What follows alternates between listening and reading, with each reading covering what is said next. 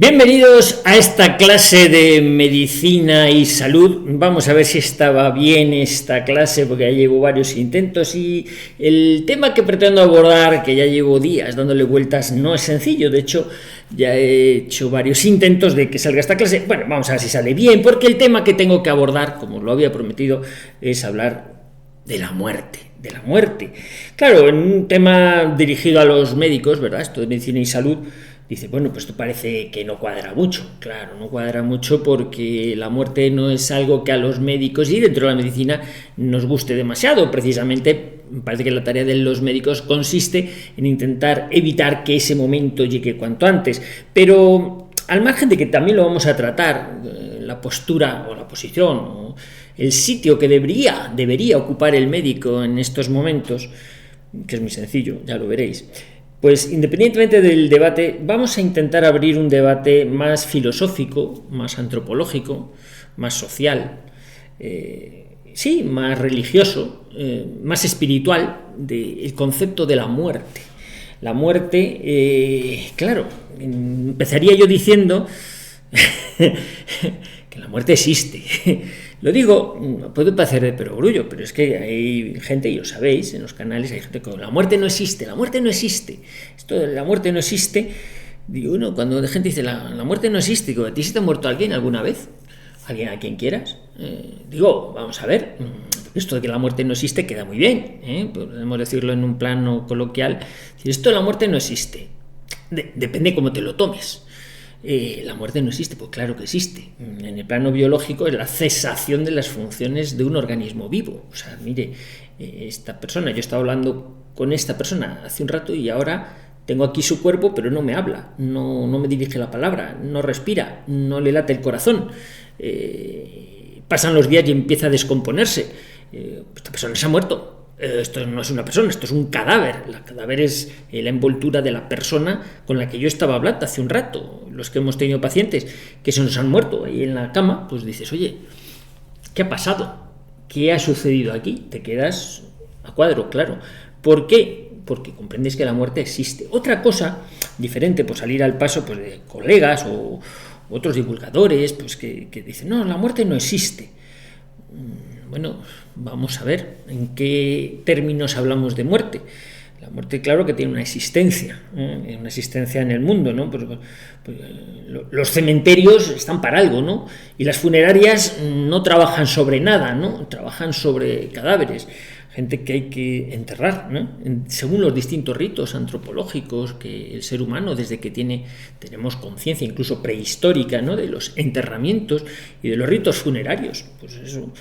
Pues también los hombres prehistóricos, lo histórico es lo que hace referencia ya en nuestro periodo, cuando aparece la escritura. Lo prehistórico es anterior a la escritura, que durante muchos decenios de miles de años, pues el ser humano existía sin saber escribir, sin tener escritura, pero ya tenía rituales funerarios y bueno, pues se ve que echaba de menos a los suyos cuando se morían. Claro, ahora más recientemente, pues revisando las funciones, vamos a decir, psicológicas, pues nos permitimos profundizar un poco más en esto de la muerte, ¿no? Sobre todo porque, como dicen, no es un tema que nos ocupe mucho, no nos gusta demasiado hablar de ello, porque parece que trae malfario. Si vas a un médico y te habla de la muerte, dices, ¿qué pasa? ¿Ya me va a liquidar o qué? ¿Ya me quedan dos telediarios o qué? Se mosquea, ¿no? ¿No piensa usted en la muerte? Hoy, así como posibilidad, pues como que no. Hombre, tampoco hay que estar todo el día con ello. Es verdad que un día nos vamos a morir, eso sí, pero el resto de los días no. Entonces, bueno, pues hay que buscarle algo positivo a la vida mientras estamos, aunque sea reflexionar sobre la muerte, sobre el más allá, ¿no? ¿Y qué es lo que pretendemos hacer en esta clase? Un poquito sacar algunas ideas en torno a un hecho que sí, que lo hemos vivido en carne ajena en otras personas que estaban a nuestro alrededor y que ya no están, y que notamos su ausencia, y entonces, pues, ¿cómo integramos esa pérdida de un ser querido o de un conocido? A lo mejor no lo queríamos mucho, pero teníamos conocimiento de una persona que ya no está, ni va a estar aparentemente, salvo que, y esa es otra cosa que aparecerá a lo largo de esta clase,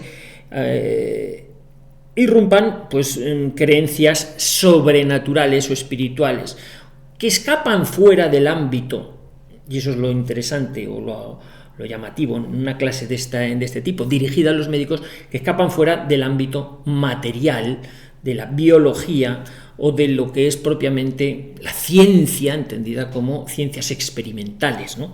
Aunque también hablaremos algo de las experiencias cercanas a la muerte y cosas de estas, bueno, pero en lo referente a lo que es la carrera de medicina, la muerte viene a considerarse como, como el final del proceso de atención a un paciente, claro. La historia clínica se cierra con el fallecimiento, si el paciente se va de alta y se va a otro sitio, pues él hace un informe, tal, pero la historia clínica del paciente se cierra con el exitus, que parece una cosa anecdótica, o paradójica, ¿no? Esto de exitus, ha sido exitus, cuando digo exitus, pues más parece un fracasus, ¿no? Pero exitus se refiere, exit es la salida ha salido del mundo. ¿Hacia dónde? No sé, se ha ido al corral de los quietos, se ha ido, ya está, se ha ido, exitus. Entonces, ha sido exitus, y los premios en la historia clínica, a tal hora ha fallecido, no se constatan ya funciones vitales. Esta persona le firmas el certificado de defunción.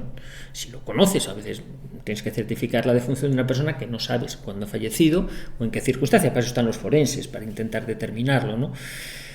Pero, tenemos ahí un hecho que es innegable, que es decir, que por más que le intentemos dar explicaciones, vamos a decir, para animar a la gente que ha perdido un ser querido, es indudable que hay un lamento, un duelo, una sensación de pérdida, una sensación real, no es ficticia, de que esa persona no la vuelves a ver, no vuelves a hablar con ella, no tienes constancia, salvo, como digo, que apeles a situaciones o a consideraciones espirituales de índole sobrenatural, de las cuales también hablaremos, aunque, como digo, pueda parecer anecdótico o fuera de lugar en una clase de medicina. Pues sí, yo creo que es interesante hablar de ello, porque si nos interesa el ser humano tiene que vivir considerando que es un ser para la muerte.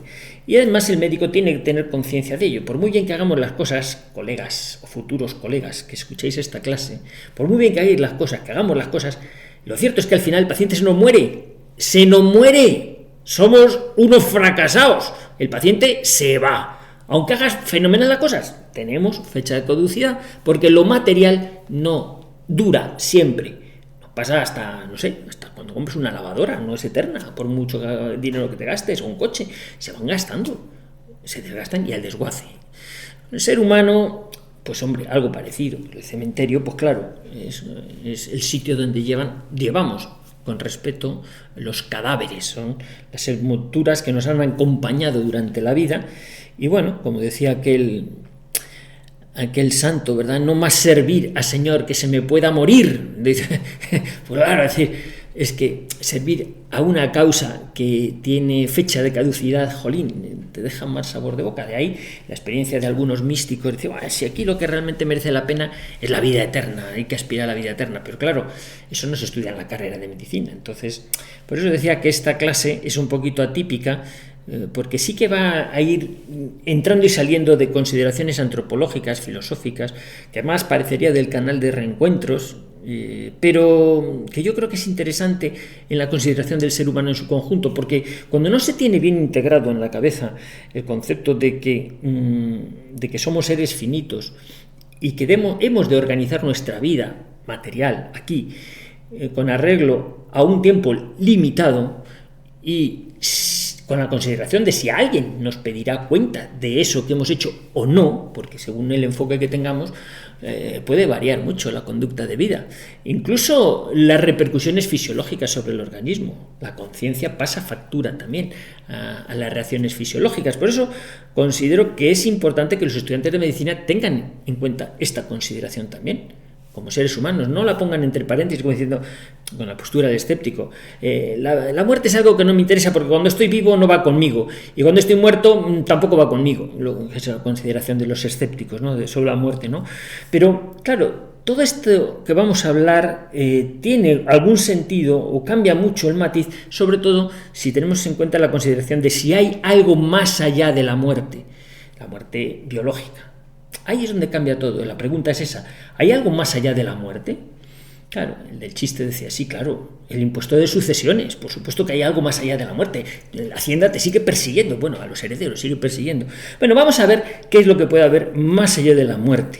Y vamos a darle una vuelta a estas reflexiones que me parece que os van a sorprender a más de uno.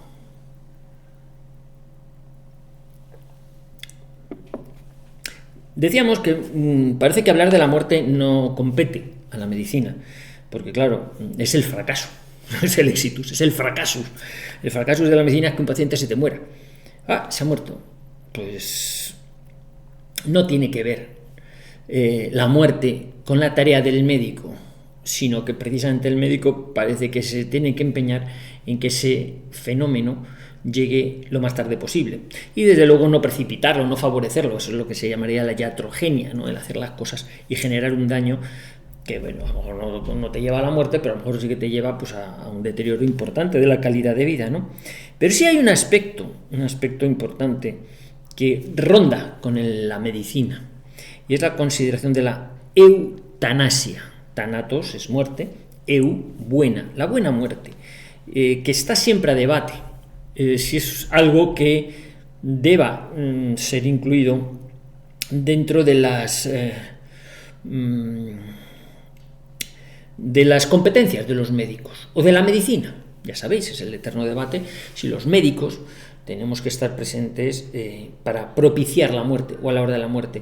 Es cierto, es quizá una de las cosas más difíciles del ejercicio de la medicina, el saber estar junto a un paciente que se está apagando y que la ciencia médica no sabe ya qué hacer con él.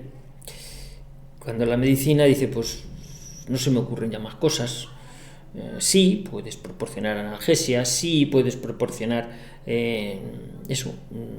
consuelo y bueno, y la presencia muchas veces, la presencia del médico en esos momentos para el paciente, si está consciente, y si no está consciente, pues para la familia es consolador, es también momento para darse cuenta de que no somos capaces de sustraer a ese organismo que se está apagando a la muerte, que le llega. Entonces el saber estar ahí no es tarea sencilla, porque tampoco hay una pauta clara de cómo debes estar. En el mejor de los casos, pues si el cuerpo se va apagando solo, pues mira, no hay que hacer gran cosa. Si se agita o tiene dolor, pues sí, tú deberes proporcionarle analgesia para que no tenga el malestar. Lo que el médico no debe, en principio, por consideraciones deontológicas, es propiciar la muerte. La muerte por compasión. Dice, como está sufriendo, pues lo mato. No entra dentro de la práctica médica, éticamente. La muerte por compasión.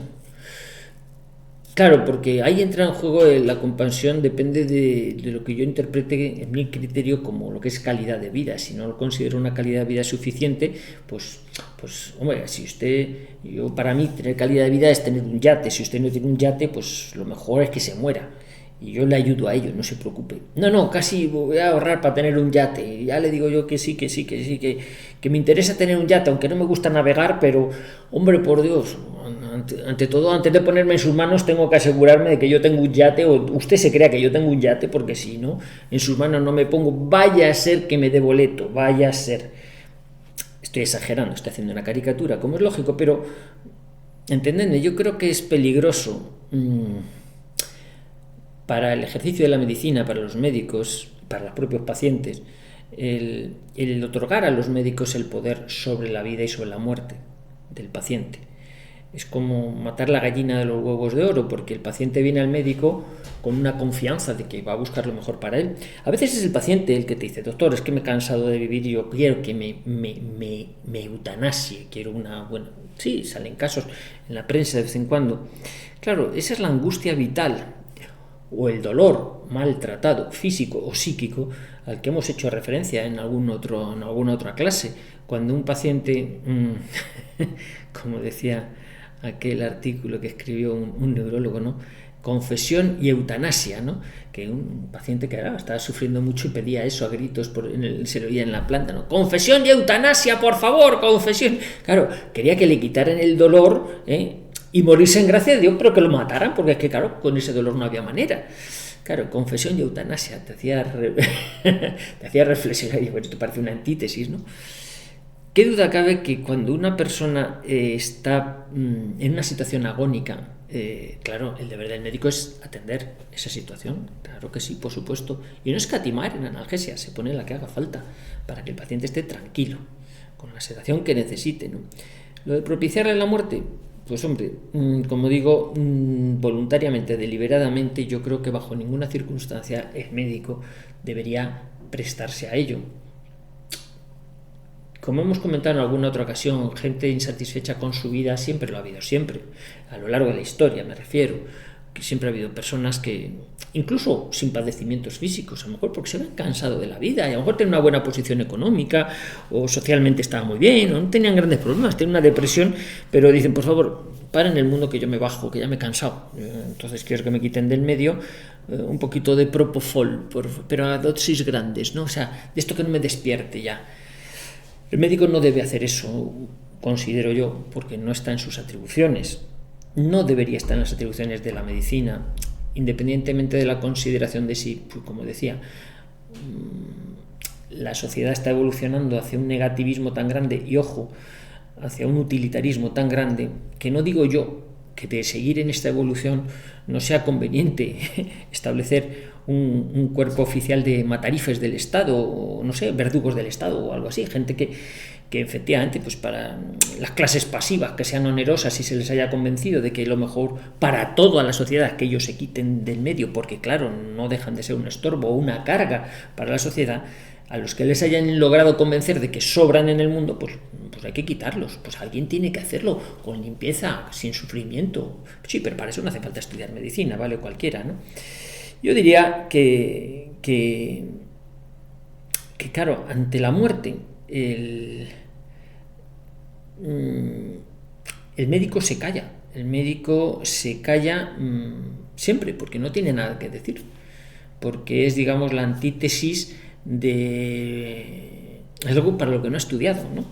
Y entonces ahí es donde puede venir la reflexión por parte del médico, ¿no? ¿Qué sentido tiene la muerte dentro del concepto de la vida de las personas? Los que tienen creencia religiosa dicen, bueno, pues la eutanasia realmente pues es encomendarse a San José, que es el patrón de la buena muerte, ¿no? Murió rodeado de Jesús y de María, pensamos, ¿no? Claro, y fijaros, si Jesús no podía hacer milagros, sin embargo, pues no hace el milagro de mantener a José ahí, parece que a José se le acaba su vida terrenal y le deja partir hacia donde sea, ya hablaremos. Pero claro, por eso se le llama el patrón de la buena muerte, porque muere rodeado de Jesús y de María. Eso sí que es mejor que el propofol, debe serlo, vamos. Pero ahí tenemos cómo la creencia religiosa también sirve para atenuar ese tránsito. Hay un tránsito, hay un paso a algún lado. ¿Qué sentido tiene la muerte en el concepto de la vida? Claro, si manejas exclusivamente visiones filosóficas existencialistas, y lo vamos a ver, pues claro, la vida es un absurdo, es una náusea, la vida es una tomadura de pelo, es un engaño, es una pasión inútil, porque el ser humano tiene afán de eternidad y sin embargo tiene un tiempo limitado, vive unos años y desaparece de escena. Y nunca más se supo, aunque te dejan una lápida muy bonita en el cementerio, o los libros de historia hablan de ti, de que fuiste un gran prócer o hiciste grandes avances por la humanidad, o lo que tú quieras. Pero nadie en la tierra se vuelve a acordar de ti. Y en muchos casos gente muy famosa, pues que no sabe ni dónde está su tumba, ni dónde desaparecieron, o qué es lo que hicieron, o qué fue de ellos al día siguiente de fallecer. Por eso la muerte supone un cambio muy importante, ¿verdad?, para el ser humano. Pasa de estar vivo a estar muerto. Y ese ser humano que estaba vivo hace un rato y fallece, ¿va a algún lado? ¿O qué es lo que sucede al otro lado de la muerte? Pues vamos a abordar en la tercera parte de esta clase eso que llamamos las experiencias cercanas a la muerte, que otros han contado. Yo os voy a contar mi parecer al respecto, porque experiencias al respecto no he tenido ninguna. Pero bueno, o algo así, ahora os lo cuento.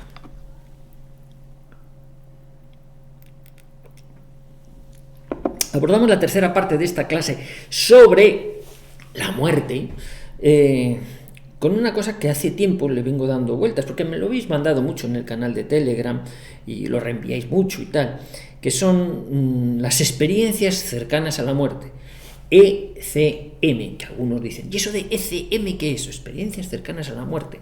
Pues eso, gente que ha visto la luz, o que, bueno, que clínicamente ha estado muerto y sin embargo ha vuelto a la vida, ha vuelto a tener constantes vitales, ha vuelto a recuperar las funciones biológicas, cuando parecía que médicamente aquello se había acabado.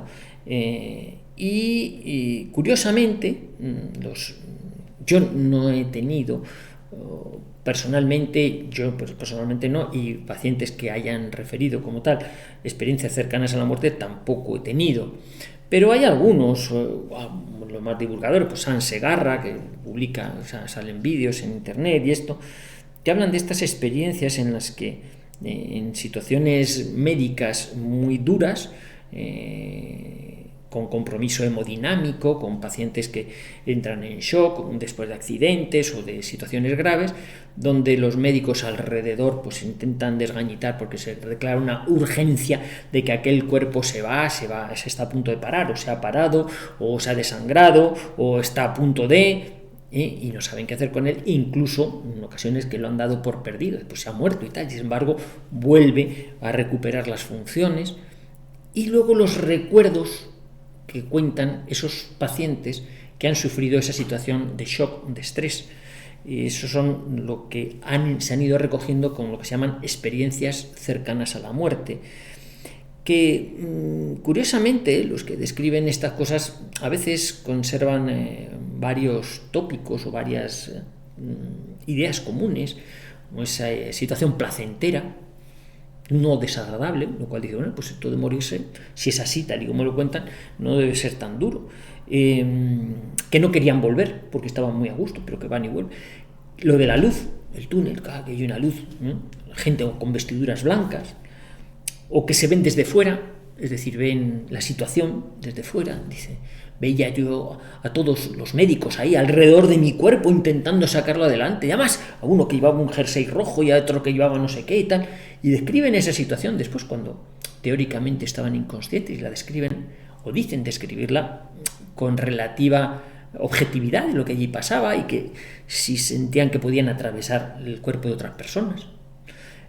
Bueno, son realidades o son relatos a los que unos dan más credibilidad, otros menos, y que sirven pues para alentar la idea de que efectivamente tras el abandono del cuerpo por parte del alma, de una parte espiritual, algo sucede, algo debe suceder, o que hay una realidad espiritual independiente ligada al cuerpo, pero que trabaja al margen de él y que puede seguir existiendo aunque el cuerpo haya cesado en sus funciones, lo que en la tradición cristiana es el alma, el espíritu, ¿no? Bien, pues esto desde una perspectiva materialista, marxista no se sostiene, o sea, no se sostiene, les parece absurdo, les parece descabellado, ¿no? Y entonces, claro, lo de tener experiencias cercanas a la muerte, pues no sé, debe estar ligado a unas determinadas personas, o le puede pasar a cualquiera, aunque los grupos en los que se han descrito, las personas en las que han referido alguna experiencia cercana a la muerte, no es que tengan un nexo común de ser más paranoicas o menos eruditas o con más títulos o con más ciencia o con más estudios o menos estudios o que sean de esta raza o de esta otra. Parece ser que aunque los casos descritos no son excesivamente numerosos, pero bueno, la gente que los refiere no guarda un patrón así de gente emocionalmente inestable, por decir, pues son locuras, son chalanería que dice la gente. Lo que pasa es que son difíciles de comprobar desde el punto de vista científico, como gente muy defensora de esto, pues San Segarra, pues en alguno de sus vídeos dice, pues claro, es que la ciencia llega hasta donde llega, pero más allá no te puede explicar por qué sucede esto, o qué explicación científica darle a esto. Es decir, hay un momento en el que hay un salto a la fe, lo que decía Soren Kierkegaard, ¿no? El salto al vacío que hace el hombre de fe, pues es que se tiene que fiar de que hay algo, pero no es tangible desde el punto de vista material, biológico. El alma humana no lo puedes meter en un tubo de ensayo y hacerlo reaccionar para que tú lo veas. Aquí está el alma, mira, el alma está aquí, está en la en la glándula pineal que decía Descartes, ¿no? Ahí es donde está el alma. Pues no lo sé. Yo voy a contar una pequeña anécdota, un pequeño chiste, ¿no? Para desengrasar. Pues yo no he tenido ninguna experiencia cercana a la muerte, pero lo más próximo a ello fue una vez que hablaba con una chica, una joven que la tengo mucho aprecio porque me parece una persona muy perspicaz, ¿eh? Y entonces, en un momento dado, me preguntó, dice, ¿es que no entiendes qué mosca me ha picado? Y en ese momento, ante esa pregunta, ¿qué mosca me ha picado? Me quedé, fue un flash, fue de esas veces en las que uno dice, bueno, dicen algunos, cuando vas a morirte, el Espíritu Santo, la gracia de Dios hace que tu vida pase por delante de ti muy rápidamente, como una fotonovela, a toda velocidad, de manera que al contemplar tu vida veas todos esos momentos en los que has ofendido a Dios y tengas momento de arrepentirte. Es como una gracia especial que da Dios para poder arrepentirse, o sea, tener el flash de toda tu vida rápidamente, esa visión de, ay, una gracia que te da Dios para que puedas decir, pero qué cafre he sido toda mi vida. Bueno, pues ese momento lo tuve cuando esta chica me dije, es que no entiendes qué mosca me ha picado, porque en ese momento, no sé, que desencadenó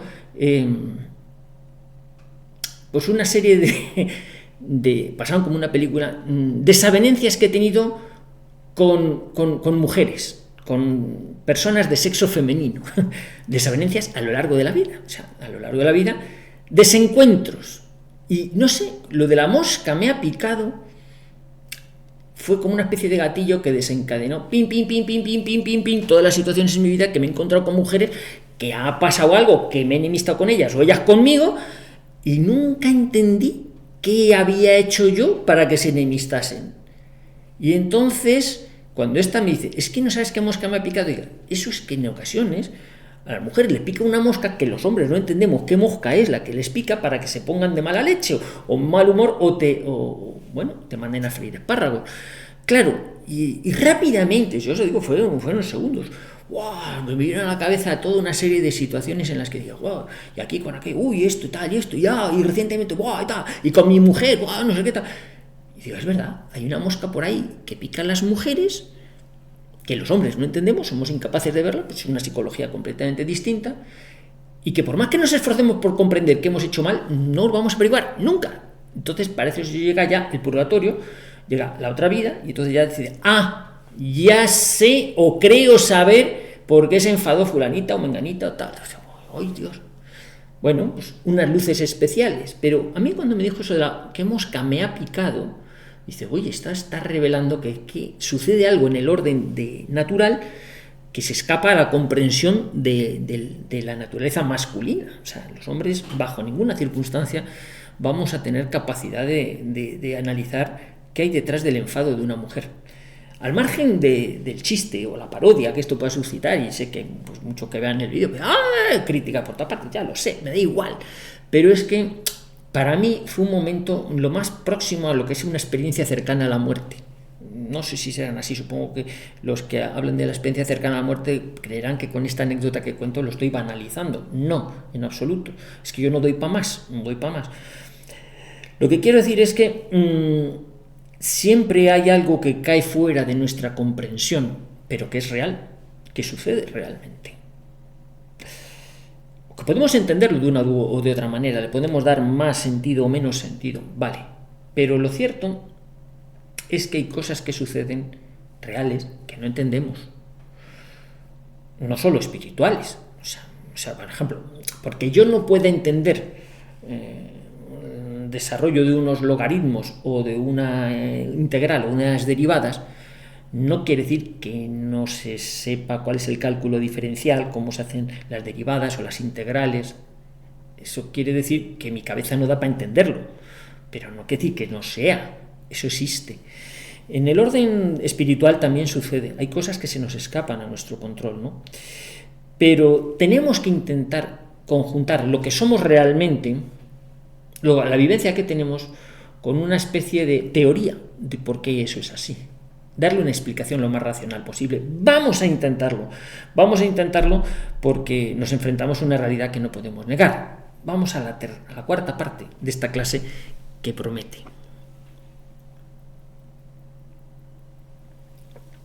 Desde muy jóvenes vemos que la gente se muere. Y no solo en las películas, en la vida real, porque claro, cuando uno a lo mejor desde pequeñito está acostumbrado a ver películas, donde se mueren los vaqueros, tal, tiros, tal. Bueno, lo ves en la tele y bueno, sí. Cuando te enfrentas al primer fallecimiento real, donde ves a una persona, ves un cadáver, ves el féretro, ves el entierro, dices, esto no tiene que ver así mucho con las películas, esto entraña socialmente otro tipo de cosa. Por más que ahora los velatorios intenten hacer, pues desde el punto de vista de vamos a ver lo más laico posible que puede ser esto, hacemos un concierto, nada de funciones religiosas, un homenaje, unos chistes y tal, vamos a sacar unos chocolates con churros y hablamos porque hacía mucho tiempo que no lo veíamos, menos mal que se ha muerto fulanito, menganito, qué ocasión más grande para vernos, ¿no? Bueno, sí, se convierten en esos momentos en los que te encuentras con gente que hacía tiempo que no te encontrabas y dices, bueno, pues a lo mejor el siguiente entierro es el mío, o es el tuyo, o es el no sé qué, nos vemos en otro velatorio, o no nos vemos, ¿no?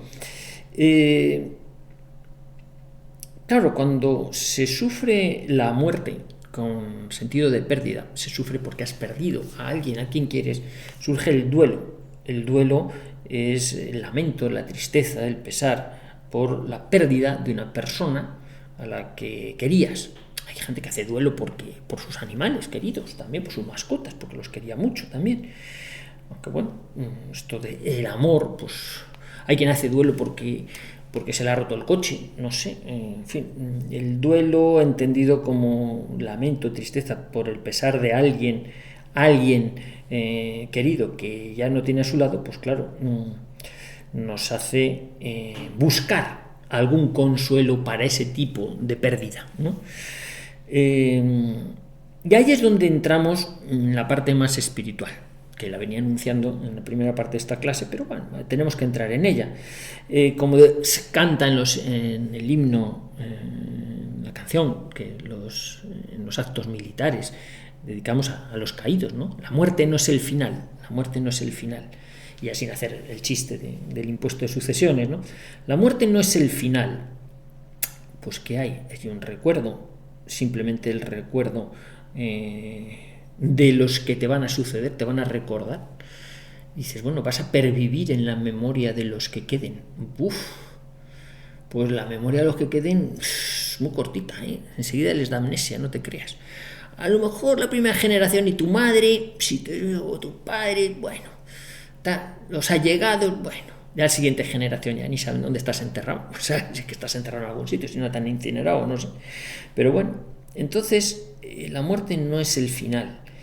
Existe en el ser humano el dolor, la pena, la tristeza de dar un salto a no se sabe qué, y entonces existe, desde el punto de vista marxista, la necesidad psicológica de crearse un más allá. Es decir, como el pesar psicológico de que yo voy a desaparecer me angustia tanto, tengo que forzarme en que existe una creencia religiosa. Si llámese reencarnación, me tengo que reencarnar, yo tengo que pervivir de alguna manera. O Dios me tiene que dar la vida eterna, porque yo anhelo la vida eterna, y como yo lo anhelo, tengo ansias de vivir eternamente, tengo ansias de perdurar en el tiempo, y al mismo tiempo estoy viendo que la gente se muere, que los de mi quinta van cayendo y tal, y que me toca pronto, o me ha tocado ya. Dices, ¿cómo es posible que en esas circunstancias yo no me haya creado un sitio a donde ir? Me acuerdo, pues, hace años, cuando estaba trabajando en una clínica muy privada, de muchas perras, pues claro, Claro, yo ahí entendí que el hecho de la medicina privada, que a veces es muy cara, ¿no? No es cuando empecé a ver que había comunistas ricos también, porque yo siempre pensaba que los comunistas eran pobres. No, esto es una falacia. Pues había una persona, un comunista muy famoso, que estaba muriendo en un hospital privado, ¿no? Y además, claro, estaba allí, pues tenía muchas perras. Y había muchos familiares alrededor, porque su agonía o su fallecimiento se prolongaba, ¿no? Estaba dicho, pues se va a morir, no sabemos cuándo, pues es que esta situación tenía un cierre renal, etcétera, etcétera, no había manera de revertir aquello. Era cuestión de días, eso pensábamos, ¿no? Pero se prolongaba, y toda la familia alrededor, ¿verdad? Hay unos sobrinos, o hijos, o tíos, familiares varios. Y entonces, pasando planta, un día, claro, pues tú entrabas en la habitación y oías afuera los que estaban todavía, joder, pues claro que se está prolongando, yo había pedido 4 días de permiso, pero joder, es que el viejo ahí está todavía, no sé qué, y no se muere y tal, no sé qué, todos esperando, ¿no?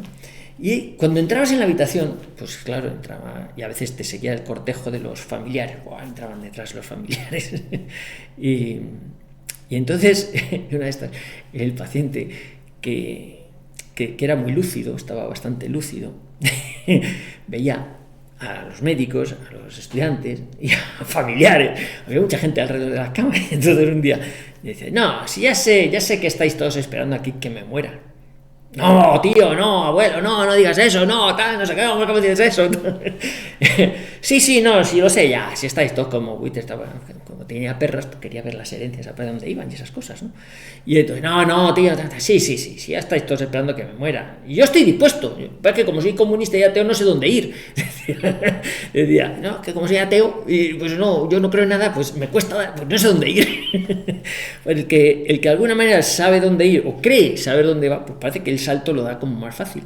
De hecho, se contaba la anécdota contraria de un militar de la guerra civil esa que hubo en España, en el bando nacional, que al parecer pues los comunistas decidieron pues que había que fusilarlo al amanecer, y claro, y entonces se cuenta que ya había amanecido, llevaba media hora o 1 hora amanecido, y ahí seguía en la celda el otro que no le habían sacado al patio para fusilarle, y protestaba airadamente diciendo, bueno, ¿qué pasa? ¿Sois informales hasta para fusilarme? Me estáis retrasando mi cita con Dios, que ya está bien, que yo ya tenía que estar muerto.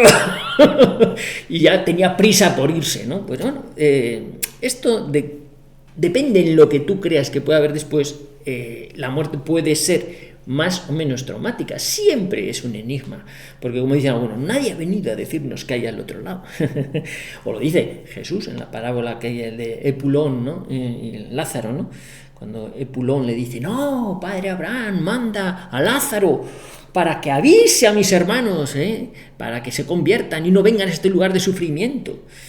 Y le decía, no, hombre, no puede, porque hay un abismo muy grande entre vosotros y nosotros. Dice, y además les decía, tienen a Moisés y a los profetas que los escuchen. No, es que no es lo mismo, que decía Epulón desde el infierno, no es lo mismo, es que si mandas a un muerto que se les aparezca, entonces sí van a creer. Y decía Abraham, bueno, terminaba Jesús la parábola diciendo, poniendo en boca de Abraham, mira, si no creen ni la ley ni los profetas, no creerán aun con un muerto resucite. O sea, el tema de la resurrección o el tema de la pervivencia del ser humano más allá de la muerte es sin duda alguna una de las raíces más poderosas que hay para la religión, para la religación. Claro, ahí entran en juego pues la convicción de los teóricos, de los marxistas, Feuerbach, por ejemplo, porque claro, es una debilidad psicológica que usted, como no sabe afrontar con entereza la muerte, se tiene que inventar la existencia de un más allá, pero es una filfa, eso es que se lo han contado a usted los de la religión para dominarle a usted, pero eso no tiene fundamento científico ninguno. Y como no tiene fundamento científico, pues usted en el fondo es un débil mental.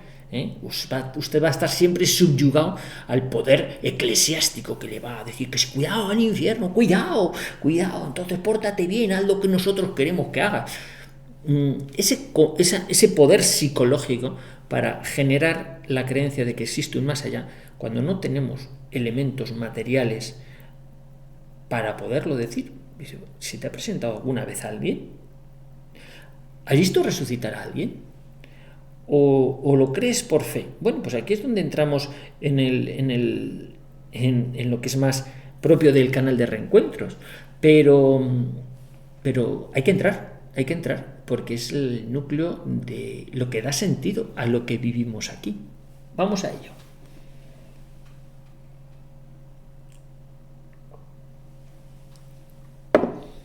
¿Existimos tras la muerte? Esa es la pregunta. ¿Dónde y en qué manera? ¿Existimos después de morir? Porque claro, si la vida del ser humano se termina en cuanto te llevan al hoyo, bueno, antes, cuando te mueres, pues dices, pues vaya, el hombre es una pasión inútil. Es decir, organiza tu vida de manera que todo lo que te puedas cepillar y llevar por delante en esta vida, pues eso es lo que te vas a llevar. Abusa lo que puedas, trinca lo que puedas y ya está. Pero fijaros que ni aún así vas a tener una vida agradable, placentera. Como decíamos, hay mucha gente que ha organizado su vida basándose en la autoridad por el temor. No en un espíritu de servicio, sino en el abuso y en el egoísmo. Lo vemos en muchos de los dirigentes, ¿verdad? De la política, no solo nacional, mundial, ¿no? Gente que basa el respeto que le tienen o la consideración como persona en el miedo que infringen a los demás.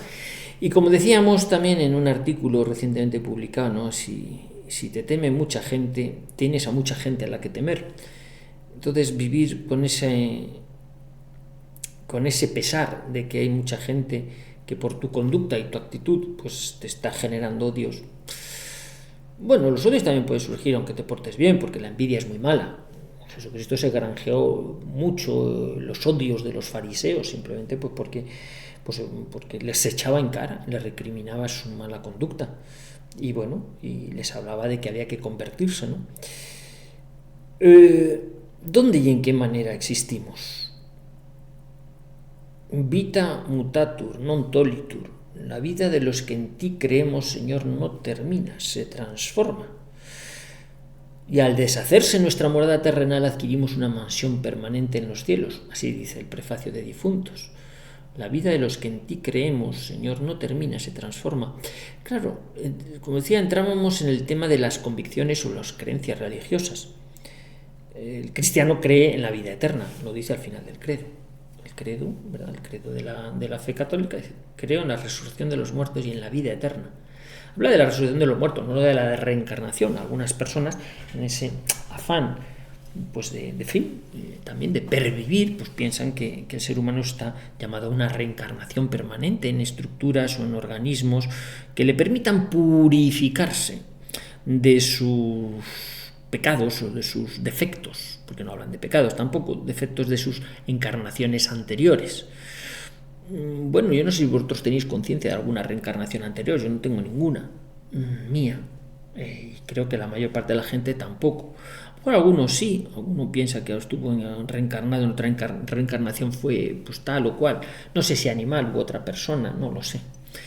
Pero el tema de la reencarnación no es algo de la doctrina cristiana, no, es de otras concepciones, también del animismo y de otras culturas. Y aquí lo que pretendía era hablar de esa visión cristiana de lo que supone la muerte y lo que supone la reencarnación, no, la resurrección de los muertos y la vida eterna. Los seres humanos no decidimos nacer ni cuándo nacer. Es un momento que nos llega, un buen día, cuando vamos adquiriendo raciocinio, nos encontramos existiendo en un mundo donde hay semejantes que se van muriendo y que nosotros también parece que nos va a llegar ese momento. Y entonces, como dice, cuando las barbas de tu vecino veas pelar, echa las tuyas a remojar. Lo que vemos esperemos. Dice, bueno, pues poco a poco. Dice, oye, parece que es ley de vida que uno se vaya muriendo conforme van pasando los años. Todo el mundo... no todo el mundo, perdón. Iba a decir, todo el mundo aspira a morirse a viejo. No, aspira a no morirse, porque le da cierto yuyu lo de morirse. Pero si hay que eso, por lo menos que sea después de una vida colmada. ¿Colmada en qué sentido? De años, de felicidad, de ayuda, o de haber conseguido las metas que uno se había propuesto, si es que las ha descubierto. A lo mejor simplemente su ambición era vegetar, es decir, yo pasarlo sin pena ni gloria y ya está. Que no me falte nada, que no sufra demasiado y no tengo grandes aspiraciones. Y resignación frente a la muerte. Resignación es la palabra que más se oye a veces en los funerales. Hay que resignarse. Bueno, como digo, nosotros no hemos decidido cuándo nacemos. Normalmente tampoco decidimos cuándo morimos. Ahora sí se instaura esa imagen de... Yo pienso que es una señal de soberbia. Decir, perdone, ya que yo no he decidido cuándo nazco, voy a decidir cuándo muero. Establezco mi fecha tal, y quiero tal día que cesen mis funciones. Hombre, por favor, tengo ya la lápida de y en mi epitafio lo tengo yo decidido y tengo la fecha de mi defunción, porque voy a decidir que tal día pongo punto final a mi vida. Hombre, esa arrogancia, porque es una arrogancia, o sea, nosotros no tenemos en nuestras manos ni nuestra vida, o sea, no nos pertenece. Claro, el cristiano entiende que la vida es un don, algo que te han dado, algo que tienes que hacer rendir, algo que tienes que hacer fructificar. Y claro, cuando dices, ¿qué frutos tengo que dar? Ahí es donde entra la consideración de quién me ha creado, qué es lo que quiere para mí, qué debo hacer. Y en ese, vamos a decir que algunos dicen más de instrucciones, es donde el ser humano encuentra su realización, su dicha, la dicha, es una vida dichosa. ¿Por qué? Pues porque ha vivido feliz, ha vivido colmando sus ambiciones, ha conseguido lo que pretendía o ha luchado por conseguirlo, porque a veces la satisfacción está en la lucha, no en la consecución de los objetivos. A veces la reiterada consecución de objetivos fáciles pues lleva al apagamiento, ¿no? Lo vemos a veces en gente, pues eso, como decíamos, que a lo mejor han tenido o tienen de todo en lo material y la vida les causa hastío, aburrimiento. Es que qué barbaridad. Cada cosa que se me ocurre, hago así y la tengo. Y es que qué aburrido es esto. Tener tanta pasta y poderlo conseguir todo simplemente chasqueando los dedos. Parece que termina uno yendo al aburrimiento. Dice, alguno que me estoy yendo, me gustaría aburrirme a mí así. Bueno, como decía, la suerte de la fea, la guapa la desea. A veces otro refrán que dice eso, ¿no? Que hambre tiene con pan sueña, y a veces la gente que anda con penurias económicas, pues claro, ambiciona, pues sí, tener más dinero, porque las penas con pan son menos, y entonces claro, dices, bueno, pues más así, tener más solvencia, más influencias, más amistades, como si las amistades fuera algo que se comprara con dinero, ¿verdad? O como si fuese algo que uno lo puede comprar o intercambiar con otras personas. No. El tiempo es la realidad más democráticamente repartida. Todos tenemos 24 horas al día. Luego cada uno sacará mayor o menor provecho de su tiempo y lo hará y lo presentará como hoja de servicios ante el que le pida cuentas. Claro, el enfoque de la vida, que es a lo que íbamos, cuando una persona tiene claro que va a tener que dar cuenta de su existencia a Dios, cambia mucho. Cambia enormemente el enfoque que haces en la vida. Porque aprendes a alegrarte cuando hay que alegrarse de verdad. A modular mucho el dolor, porque puedes entender que forma parte de los planes de Dios, aunque no los entiendas. Y dices, bueno, pues esto algo tendrá de bueno cuando Dios lo permite. ¿Cómo? Pero vamos a ver, ¿cómo va a permitir Dios esto? ¡Qué barbaridad! La existencia de la muerte es consecuencia de la entrada del pecado en el mundo, el pecado original. Si por un hombre vino la muerte, pues la muerte existe, por un hombre vino la resurrección. Claro, creer en la muerte no es especialmente difícil porque es un hecho real que lo vemos. Creer en la resurrección exige fe, porque el que resucitó primero fue Jesucristo. Aunque hubiera resucitado a Lázaro o al hijo de la viuda de Naín y todas estas las resurrecciones, esos milagros portentosos, espectaculares que se narran en los evangelios, ¿no? Pero que ellos nacieron renacieron o revivieron, resucitaron para volver a morir, mientras que Cristo, la resurrección de Jesucristo, es la resurrección para la vida eterna. Hay una consideración última que quiero hacer en la última parte de esta clase, que habla de no solo la muerte del cuerpo, la muerte biológica, es la muerte del alma. Y a esa le vamos a dedicar la última parte de esta clase, porque probablemente sea la muerte más dolorosa o angustiosa en la consideración global de la persona. Lo vamos a ver.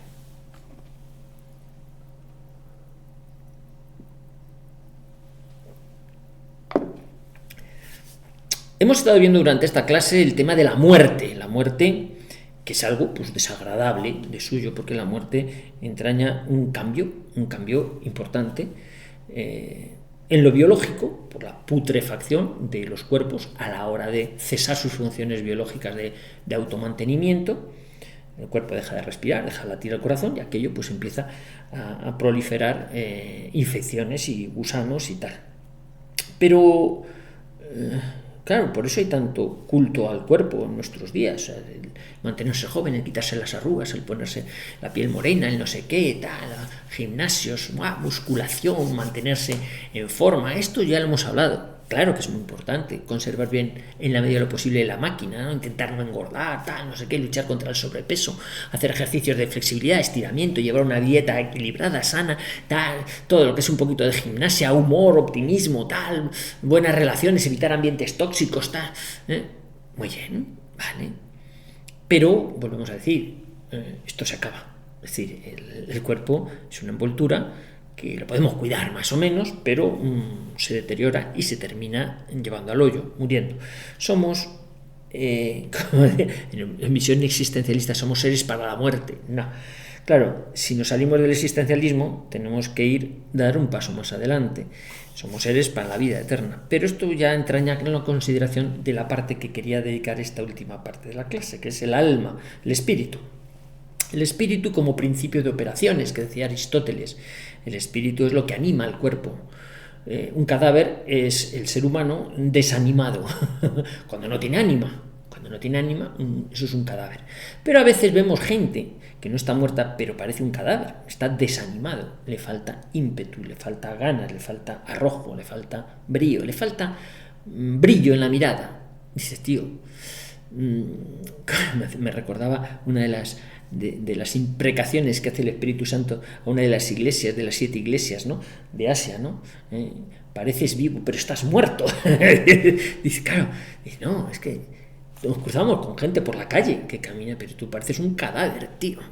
¿Por qué? Porque estás mustio, no irradias ni energía, ni ímpetu, ni brío, ni gracia.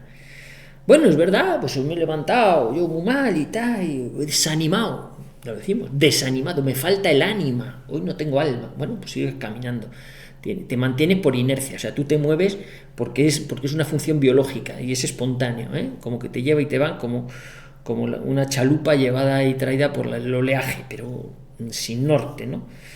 Bien, pues quizá esta sociedad que está tan volcada en el bodybuilding, en el hágase usted mismo, empodérese y además póngase guapo, metrosexual, un no sé qué, todo eso, esa sociedad que se encarga mucho del ayuno intermitente para mantenerse, ya sabes, mejor, dietas cetogénicas, todas estas cosas de depuración, si ver tantos litros de agua y tanto no sé qué, y el magnesio por acá, y los oligoelementos y tal, y un poquito de cremas, y un poquito de aloe vera, y un no sé cuánto, y 1000 zarrias más, total, para que se lo coman los gusanos, pero bueno, y no hace absolutamente nada por maquillar un pelín su alma, su espíritu. No reza, a las claras, no reza, no tiene ninguna convicción religiosa.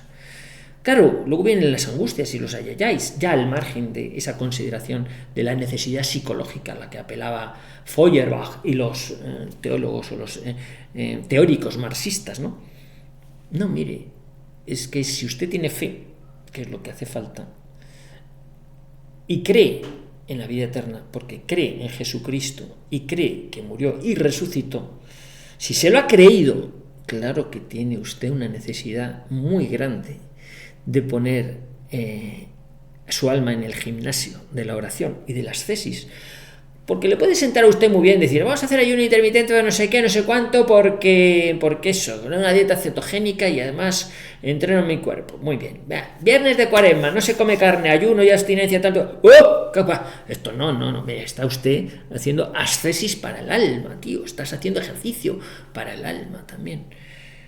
Eso también se entrena, sí, claro. Sí, también. O sea, uno es capaz de sacrificarse por estar un poquito mejor, levantarse o pegarse madrugones y tal, no sé qué, para ir a hacer footing, pero no para rezar los maitines. Pues es absurdo, ¿no? Entonces, hay poco cuidado en nuestra sociedad, por no decir ninguno, está muy descuidado el cultivo del alma, del espíritu como principio de operaciones. Y no es una cuestión de poca importancia, no es una cuestión solamente dirigida pues a Santa Teresa, a San Juan de la Cruz, no. Es que fruto de la poca consideración espiritual que tenemos de nosotros mismos es cuando entra el demonio y la idea de suicidio es mucho más flagrante, es mucho más intensa, es mucho más difícil de combatir, porque apenas te sucede un contratiempo en lo material, las razones para quitarte de en medio son muy grandes, porque te consideras un fracasado.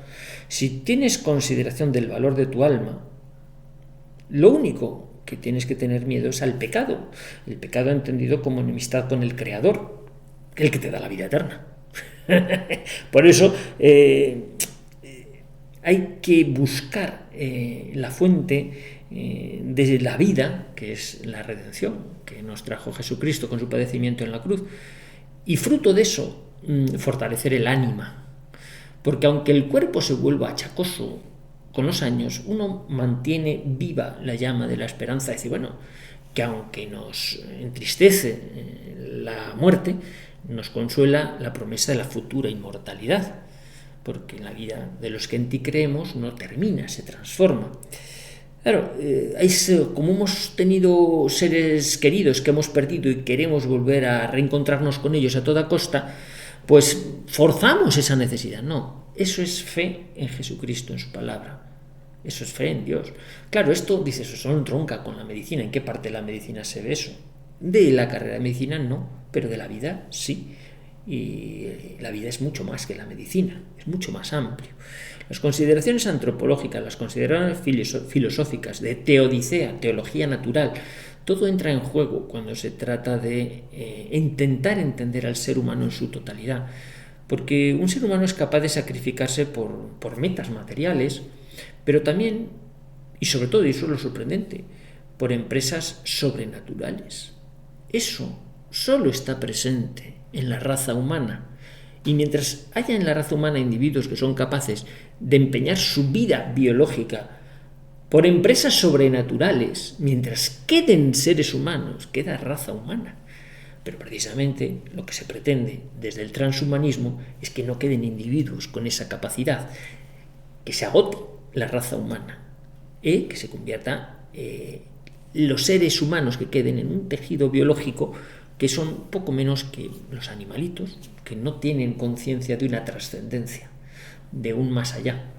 Es lo que se pretende. Por eso, darle una vuelta a estas consideraciones, porque no es baladí, no es de poca importancia. Todos los tejemanejes psicológicos y las comeduras de coco que hay en la sociedad, lo que se raya a la gente, las convulsiones cerebrales que a veces se producen cuando no se tiene integrada la parte espiritual en el concepto de ser humano. Sé que esta clase está siendo un poco atípica, lo ha sido y sé que iba a serlo. De hecho, como os decía al principio, yo creo que esta sí que va a ser la válida. Lo he grabado o empezaba a grabarlo varias veces y he tenido que interrumpirlo porque no me gustaba el contenido, pero yo creo que esta va a ser la válida. No está dicho todo, ni mucho menos, porque habría que profundizar mucho, pero solo para los creyentes. Lo que pasa es que a los no creyentes que han escuchado esto, a lo mejor se les enciende alguna lucecita para empezar a buscar en otras zonas, porque ven que las teorías que tienen para explicar al ser humano desde el punto de vista exclusivamente material o biológico, les pasa como a mí, encuentran que son insuficientes para dar una explicación global al ser humano. La dimensión espiritual es importante, pero ojo, también cuidado, Ya sabéis que en las dimensiones espirituales a veces uno también mea fuera del tiesto y se va a consideraciones muy New Age y otras cosas muy abstractas. Cada cual tiene que saber de quién se ha fiado. Yo he hablado básicamente en esto y sigo hablando para los cristianos, católicos, apostólicos y romanos, a pesar de lo que haya en Roma, de lo que sea lo que es en estos momentos la estructura, ¿verdad? Pero sea cual sea el presupuesto espiritual del que partáis, darle una vuelta, porque el ser humano no se entiende sin ese principio de operaciones que marca la distinción tan clara entre un individuo y un cadáver. Lo hemos comentado a lo largo de la clase y es para que le deis un poquito una vuelta, porque si no os costará entender algunas de las cosas que están pasando y sobre todo las que van a pasar en breve. Un fuerte abrazo y nos vemos en la siguiente clase.